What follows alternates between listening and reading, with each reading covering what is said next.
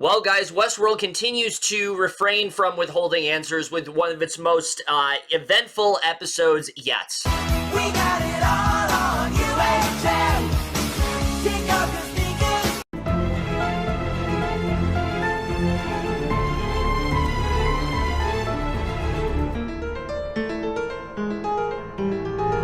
Hey guys, it's Kevin in my review for Westworld Season 3, Episode 4, The Mother of Exiles, and holy shit, what an episode this was. I mean, look guys, like I said, the one thing I've loved about the season so far is that it has been a much more simpler story. They've been doing a lot of just focusing on one or two characters and things like that, and I knew eventually all these stories were going to, they were going to intersect at some point. I did not think it was going to be this early on in the season, and I have to say, what we got here was pretty fucking great. I do think last week's episode was just a bit stronger, but this is definitely a really strong episode for sure. This really does show what Westworld is capable of when it's firing on all cylinders, and I really did love what we got here. There's a lot to talk about, though, so we're just getting to right now. So, right off the bat, lot to discuss, really. Lot to discuss. I think we'll just get to the big reveal. So, you know, there's been a lot of things that this show has gradually revealed as it's gone on, you know, this season. Very early on, we revealed, you know, what was going on with Maeve, that she was in this, hallucination of sorts, and that it wasn't actually real, what was going on. Or when we revealed, you know, what was going on with, when we revealed what was going on with Dolores and things like that. You know, they've done a good job of or them revealing right off the bat that Stubbs was a host, you know, them not having to really, have to, drag that out any longer. But the one thing that they've really held out on revealing is what the hell is going on with Hale? Who is Hale, essentially? You know, what is going on with her? We know, obviously, what she's doing, but we still didn't really know who she is. And I thought for the longest time that it was Teddy, and I didn't think that they were going to reveal this until at least the penultimate episode, but no, finally in this episode, we do get a reveal, and I have to say, one, as predicted, I was dead wrong. I don't know what it is about Westworld, but I don't know if I'm just dumb or if this show is just always above me, but I've never really predicted things correctly in this show. Aside from the two Reddit theories that people had in Season 1 with Bernard being a host and Men in Black also being William and them being the same person, all the other theories I've never really been correct with. And I have to say, though, when it comes to this theory, I'm glad that I was wrong, because this makes a lot more sense to me. We know that Dolores acquired 5 pearls. We knew that from the ending of Season 2. We knew she had that printer. And we also know that Dolores at this point has pretty much gone full, she has this god complex to her. She thinks that she is going to take over everything pretty much. She's running the show in that way. And considering that Teddy got his ending last season, as did Clementine, as did Angela, it makes sense that nobody really would know Dolores more than herself. So when it's revealed that not only Charlotte, but also this clone of Sato, or the person that Maeve ran into in Shogun World, as well as one of Logan's assistants, Connell's, when it's revealed that all 3 of them are actually clones of Dolores, and she's kind of making this army of sorts, I think it actually makes a lot of sense. Think about it. Everything this season that Dolores has wanted to do, it's pretty much gone her way. There is a hint in this episode of that backfiring, and I'm going to get into that because I do think there is a very significant hint dropped very subtly in this episode that things might not always be going her way, and things might be about to crumble for her. But as of right now, this is really her way of just making sure that, she has everything covered. She has Caleb right where she wants him. We know by the end of this episode, she has William right where she wants him. She has pretty much everyone right by, wrapped around her finger. The blank slate, of course, was Hale. What was going on with Hale? How was Dolores able to control her? Well, that's because she's herself. And understandably, because it's only a clone of Dolores, it makes sense why this clone is starting to still feel like Dolores is this toxic presence, because the clone wants her own autonomy. The clone wants to be, her own person in that way. So now it makes a lot of sense what's actually going on there. I think while Dolores feels that she has this whole army and things seem to be going her way pretty much, I don't know if she's thought everything through. I guess we'll see the way this is going to go, but I think this is a really cool reveal. I think it definitely does make a lot of sense, and I don't think it's just going to be these three. I think she has a lot more brewing. I could very potentially see her turning Caleb into a host or turning Logan into one. I could very well see that happening for sure, because I just feel like Dolores, at this point, she feels like she's got the world in the palm of her hand at this point, and everything just keeps going her way. And again, I know people are kind of tired of Dolores running the show constantly, but like I said, I feel like we need to see her on top before she eventually does come crashing down, because I feel like that is going to end up happening this season, and this twist alone, it's just showing how much power Dolores really feels at this point. She feels power hungry, and she doesn't really trust anyone, and it makes sense that she couldn't find anyone else that she trusted more than herself in that way. That's really the only person. The only people that she trusts now is like Caleb pretty much, and we don't even know if she trusts Caleb all that much, or if she's just kind of using him. We don't even know about that. So really, all of this does track. You would think that I'd be upset that they'd go with this reveal that really isn't as big as you'd think it is.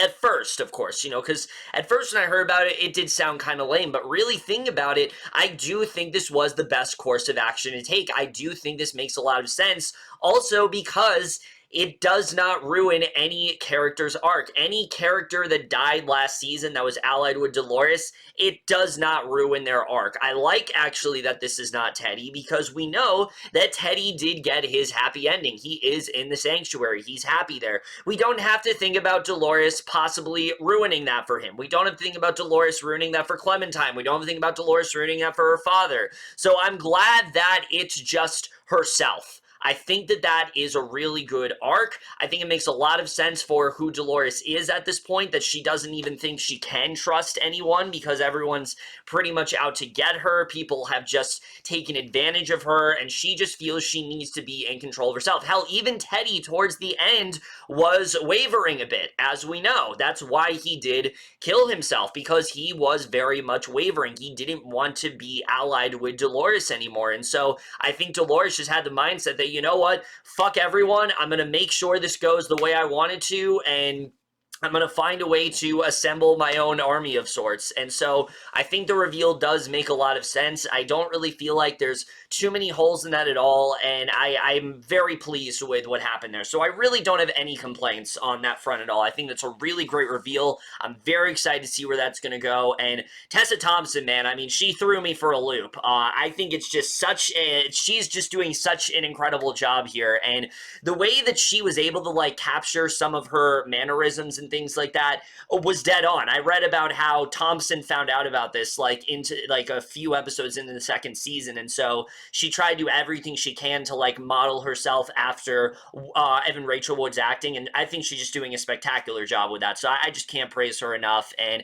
I just love everything about this twist. I think it definitely is one of the best parts of the episode, and probably one of the best twists that Westworld has done so far. Again, it doesn't seem as big as some of the other ones we've had, but I think it just makes a lot of sense character-wise that Dolores would do something like this. But now we got to get into the real meat and bones of this episode. Obviously, that twist aside, which was pretty big, this was a very busy episode. There was a lot going on here. Every single character had something to do. I think I first want to talk about the one storyline that I'm just a little bit confused by, and that's Williams. William, as we know, he came back into the story this week, and for the most part, I like what they're doing with him. I'll say right now, what I think they're doing a really good job with William is him being haunted by his daughter and him having this crippling sort of hallucinations of her where it's just nagging at him constantly. He feels a sense where he feels like he shouldn't live. You know, his daughter's telling him to kill himself. His daughter is telling him to just end it all, finish the game in that way. So you can tell that William is very much on the brink of insanity at this point. And, you know, just the way that he's seeing certain things, I think, is really well done. And it makes a lot of sense with how William would be, because we know that he basically convinced himself that Emily was a host and that she wasn't real. And then when she gave over that key card, he was like, oh shit, I really screwed up here. And ever since then, he has just felt incredibly guilty about it, and I think that is really great. And seeing who we now know is a clone of Dolores, but we thought was Hale, going to him to basically tell him, you know, to try to clean himself up, get him ready for this alleged business meeting with Delos and things like that, where they were going to try to, you know, acquire all of these shareholdings. You know, she told him how, you know, Serac was going to buy them out, which I pretty much suspected, and was a logical conclusion to come to. Like, to be honest, I did think she was legit. I did think this was going to happen. I thought this episode was going to end with them getting ready to go to this board meeting, but we find out towards the end that this is pretty much all a ruse, and the actual plan was for William to basically make himself look like he is insane, make him look like he is, you know, a threat to himself, a danger to himself and others. And so she has him in this mental institution now, and because he is so unwell, all of his sharings go directly to her, meaning that, again, Dolores has won in that way, and that stuff I love. I think they're doing a really good job with, and Ed Harris just did such a great job in that final scene, realizing he'd been defeated and that there was nothing he could do about it. I just absolutely love the way that was done. And then when she, like, pricks him with, like, that pin or whatever, I'm not entirely sure what that's really about. And then that final scene of him being confronted by the older Dolores, and how she's asking him, like, you know, ask the question of what you really want to know, and he's asking if he's really himself, I think is a really good arc. And the idea of William trying to question if he actually is real, or if he has been cloned, and if he is actually, you know, if he is a host, I think is a really good idea. My problem, though, is that while I do think this is a really good arc for William, I don't really think this was a good reintroduction to his character. And what I mean by that is, if you look at where we ended with him, not the post-credit scene, because that's a whole different can of worms that I'll cover at some point, not that scene, but the scene, you know, in the finale, when Dolores basically just left him out in the desert to die, we still don't know what happened after that. We don't know what leads, especially, to him seeing this version of Emily and him in the future. We don't know what that's all about. And just for me personally, I just don't think that was a very good reintroduction. I think they could have done a better job at laying out, you know, what he's really been through. For me, I really do feel like this episode should have been longer, because we would have had more time to fully dive into that, see what William's been through, how he's gotten here, and then you could have that stuff with Charlotte. You still could have had the same first scene, but you should have had, like, something else before that, you know, seeing how he was able to, and maybe the show will cover this later on in the season. Again, this was a problem I had with Caleb at first, with them not showing enough. I'm having a similar problem with William. They fixed that with Caleb, and they very well could fix that with William, but just right now, that's the one thing that is bothering me. I just wish we had a little bit more clarity as to what's going on there. Other than that, I think this is a really great storyline. Other than that, I really like the way they're setting things up there, and I'm excited to see where William's storyline is going to go. The idea of him being basically the underdog now, someone who is undefeated, someone, you know, someone who is defeated, someone who has lost everything, pretty much. We've never seen William this vulnerable memorable before. So I'm really excited to see where they're headed with his storyline. He started off the show as basically the main villain, and he's really starting to go into more of an anti-hero type direction, and I am all for it. I love what they're doing with this character, and again, if they could just give me a little bit more clarity, I would be fully on board with it. But everything else that's going on there, I think is great. I love the way he's been fucked over by Dolores, and I'm excited to see the way all of that does play out moving forward. So the other stuff, of course, to talk about in this episode is, of course, what's going on with Dolores and Caleb, but also Bernard and Stubbs, because that is directly connected in this episode, of course. So Dolores and Caleb, they kind of hatch this plan where basically Caleb is going to find a way to steal all of Logan's money.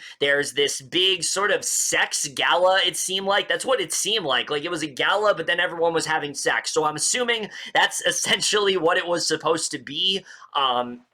So basically, he has to dress the part. He has to look a lot more, richer and things like that. So they have this plan where they're going to try to steal the money, but Caleb also has to give some of his blood. They only have about 20 hours to pull off this heist, and I thought this was a really great idea. It makes sense that Dolores wants to steal all this money from Logan. Obviously, we knew that Logan was a lost cause, but Dolores isn't just going to let that happen. She's not just going to let him be a lost cause. She does have a connection there, so she's gonna find a way to use him to her advantage, and this is exactly how she does that. And meanwhile, we have Bernard and Stubbs, and they are now in LA. They've somehow already got into Dolores, and basically their whole mission is that they believe, or Bernard at least believes, that Liam has been cloned, and that he is very much under Dolores' control. So they have to do what they can to try to get to Liam and make sure that,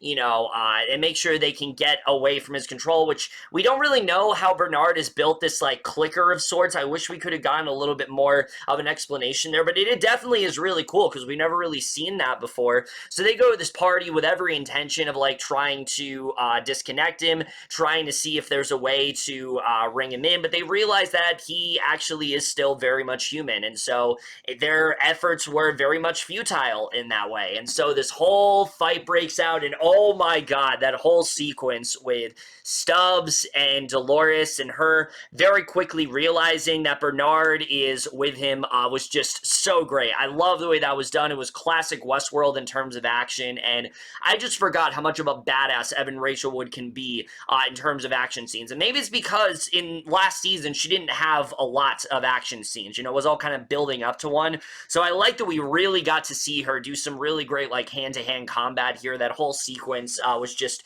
so great. And I'll say right now, I don't think Stubbs is dead. I do not at all think that's where the show is going. I think he's still very much alive. I love the chemistry that him and Bernard have this season. I love that dynamic, and I do not think at all that they're going to just kill him off that easily. But the way things end, I thought was particularly surprising, because basically, of course, we find out that Liam, the whole episode, he's waiting for his associate Connells to get to him. We realize that Connells, of course, is under Dolores' control. And not only that, when him and Caleb run away, he realizes that basically the person that he thought was dead, because remember, Dolores changed her name to Laura and things like that, and the whole episode he believes that Laura is dead, realizing that, holy shit, she's actually alive. And this is what I was talking about before when I bring up how this is really the thing that I think could very much throw a wrench into Dolores' plan, because now he's going to realize something's not adding up here. There's no way that she could have survived that. Something just isn't right, because he thought for sure that she was left for dead. The show's also doing a really good job with showing how Liam is not a good person. I've seen some people say, oh, he's not that bad. He left her to die. Like, let's not forget that. He literally left her to die thinking that she was human and that she'd die of an overdose. Like, he very much thought that that was pretty much out of his control. He didn't try to do anything to stop it. So, no, he's definitely not a good person. And I do think that he is very much better off dead in that way. I do think he is very much going to die by the end of the season. But again, I could also see it going a way where this really ruins Dolores's plan, because if people start to get word that she's under different identities and things like that, they're gonna realize that something is just not adding up. We notice early on in the episode there's a guy that recognizes Dolores and calls her by a different name, and though she did kill him, there could be others out there. We don't know how many people Dolores has conned at this point. We don't know how many aliases she's been under. So I feel like this is the thing that could very much ruin her plans. And I'm excited to see, again, how much longer she's going to be able to keep this up, but also what plans she really has for Liam. Because, again, her initial plan was to just take all of his shares, which she has. But I'm really wondering what really is going to happen here, and what is her actual plan with Caleb? We know that obviously she's gotten Caleb on board with Insight. Both of them are set to destroy this company, take that control away from them. But what is her actual intention? What does she actually mean to use Caleb for? That's what I really want to know moving forward, and I'm excited to see what that's all about. It seems like next week, Bernard's going to try to maybe bring him back to Earth, make him realize, that Dolores is not to be trusted in that way, so I'm excited to see what that's all about. But again, great stuff going on here. I love the way that whole sort of cat and mouse sort of plot line kind of came to a head in this episode. I was not expecting it to happen this early, but pretty much now I don't know how the rest of the season's going to play out, and I'm excited to see how that all goes. And I think that's something that they did a great job with in this episode, is that I really don't know what's going to happen now, and I like where that's headed for sure. But even more uncertainty is what the hell's going to happen in Maeve's plotline, because the way things played out in this episode is what I expected to happen this season. We realized that Maeve, she's really thought about Serafyan's offer, and she very quickly does realize, okay, fine, I will help you out. I might as well. We get a little bit more into the head of Serafyan as well, where basically he has also had this loss in his brother of sorts. He died in Paris, and it was destroyed in this blast, and so I think this is true. I do not deny that this happened to Serafyan, but I do think he is very much trying to gaslight Maeve into believing, like, this happened to me, and this is why it needs to happen to you. I do not think he actually has technology that can bring back her daughter. I don't believe that for a second. I think Serafyan has his own intentions, and we very much do see that in this episode, when he's talking about how he wants to restore the entire world. He feels humanity is doomed in that way, and so I think there's way more going on there, and it seems like next week we're going to peel back the layers of him a little bit more, which I'm excited to get into, but basically this sends Maeve on this quest pretty much. She's trying to do what she can to try to find these 5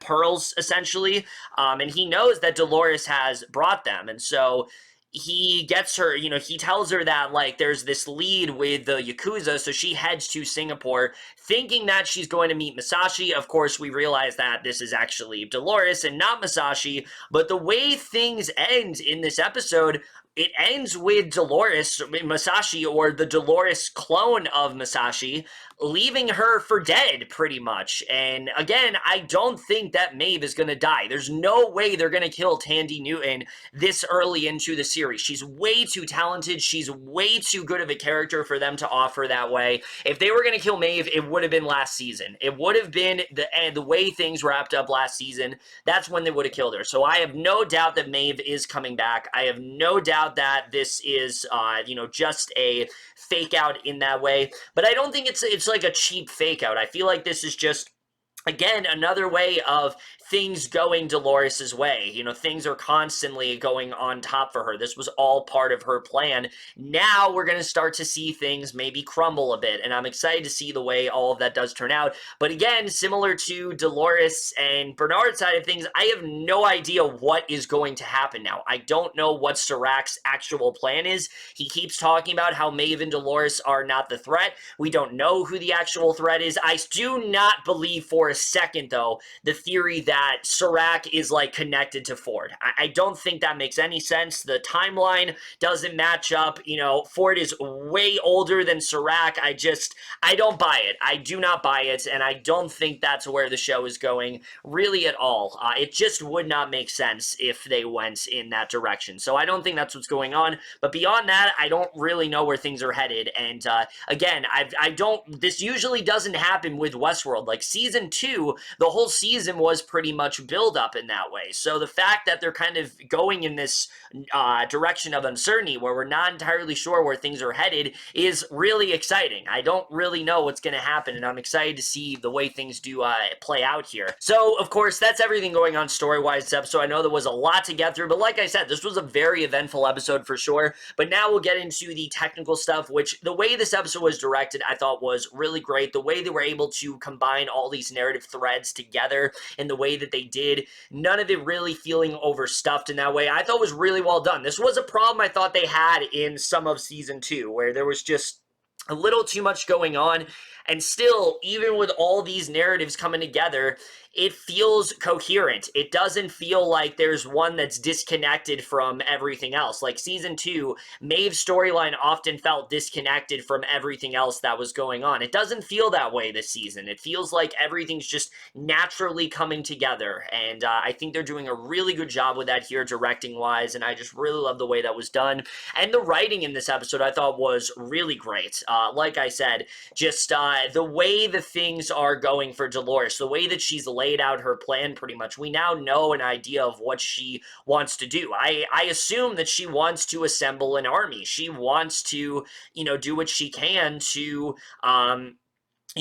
she wants to reign superior to everyone in that way. She wants to take that control from, she wants to take that control from Insight and get it on her own hands in that way. And I'm excited to see what's going to happen there. I don't really know the way they're doing that, but just the way they continue to build Dolores' character, it just makes a lot of sense where she's headed. But a lot of these characters as well, especially when it comes to William, I think they're just doing such a great job with his character arc. He's just gone in such a different direction than I ever would have expected, and I really do love that for sure. And I think that the writing was really well done. Aside from, like I said, them just not doing a great job reintroducing William's character, I think they could have done a better job with that for sure. And even some of the side characters, though, I think were really well handled this episode. Like, say, Liam, the show's just doing a really good job in showing that Liam is not a good person, and I definitely did like the way that they're handling that here. I feel like they could have gone and like, oh, he's the one good person, but no, that's Caleb. Caleb is like the only hope in that way, and I think if anyone's gonna break Dolores of like this tirade against humans, it's going to be Caleb. I feel like he's kind of a beacon of hope moving forward, and I'm excited to see where they are really heading with that for sure. And there was even some really good humor in this episode. Like, even with an episode that was this eventful, there still was some great humor. Phoebe Tonkin's like cameo I thought was hilarious when she sees everything that's going on, and she like the way that she was reacting to it, just something like that I just thought was really funny. It's a great way to just keep you invested in everything. The show's never taking itself too seriously. Like, it takes itself seriously, but it still knows how to have fun with itself, and I think that's something they're doing a really great job with this season.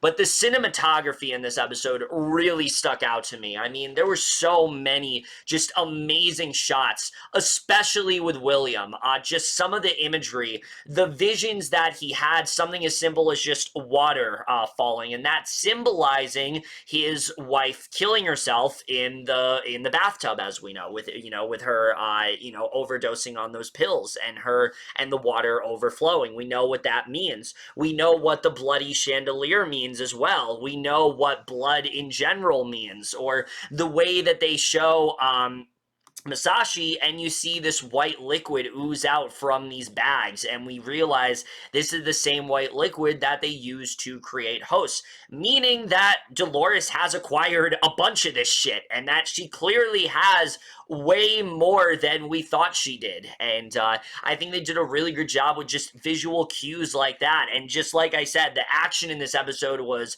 so fulfilling. Just seeing Maeve and Dolores kick a lot of ass was just amazing to watch, and and I love the way that was handled in this episode. It definitely felt satisfying in that way, and it really felt like this was something we've been building up to. Again, I would expect to get this in the finale, but I like that we are getting this early on because, again, I don't really know where we're headed moving forward. And the score in this episode particularly stuck out to me, though, not just because the score is always excellent on Westworld, but the use of the Wicked games by The Weeknd. This is something Westworld's always done a great job with, is taking contemporary music and giving it a more epic and classical feel, and they did that in spades here. The way that they use this, and you know that it's building up to something. You don't know what exactly it's building up to, but you know that something is going to go down here. I just thought was remarkable. I thought they did such a great job using that song, especially once all the characters met up and the whole fight began between Stubbs and Dolores. I just thought was awesome. I love the way they handled that, and I really love the score in this episode. Really, my only flaw is the editing. I think this episode should have been longer. I do. I really do feel this could have benefited from being a 90-minute episode, and I just wish they would have gone for it. I know season 2, there were some episodes that definitely ran a little too long, but I feel like this is one of those episodes that actually would have benefited from it. Get us more into what William has been through. Give us a more solid reintroduction in, because I just don't think this was the best reintroduction to his character. Get us a little bit more into Caleb's story, maybe, or other things. They just could have done a little better of a job, because at points the episode did feel a little bit rushed in that way, and that's the one thing that does bring it down from being a near perfect episode. This was a really great episode for sure. There's a lot that I really did love about it, but that really is the one thing that did bring it down for me. It's just, I think that it could have been a little bit longer, and I think an episode with so much going on, it would have very much benefited from it. The episode never felt overstuffed. It just at points felt a little bit rushed in that way, especially when it came to the Williams side of things. I think they could have maybe they could have handled that a little bit better overall. But like I said, this was definitely a really great episode. I love the way everything's really coming together. Where we're headed now, I really am unsure about. I really like the way things are going for William's storyline. I like how everything's going, right the way Dolores wants it to, but again, I really do feel that this is very quickly building up to her eventual, not complete demise. Obviously, they're not going to kill Dolores, but her losing some of her power. I don't think she's going to be as in control as she is right now by the end of the season. I really do feel like we're hinting at that very heavily, and I'm interested in seeing how that's all going to go down for sure, and I'm interested in seeing Dolores in a more vulnerable position. Even though I know she's been vulnerable before, obviously. I'm not saying I want her as vulnerable as she was in season 1, but I do feel she's going to be stripped of some of her power very, very soon, and I would not be surprised if the show does go in that direction. But overall, guys, I definitely really did love this episode for sure, and I'm definitely going to give this week's episode of Westworld, Season 3, Episode 4, The Mother of Exiles, overall in A-. But overall, guys, to review this episode of Westworld, the most guys saw this episode overall, left your thoughts on it. Guys, we only have 4 episodes left, which is crazy to think about. I can't believe we're already halfway through the season, but they're really moving things quickly here, and I can't wait to see the way things do go down moving forward. But that's it for this video. Hope you guys enjoyed it. We'll see you guys in my next video, and we'll see you guys for that. Okay, bye. I get so lonely when she's not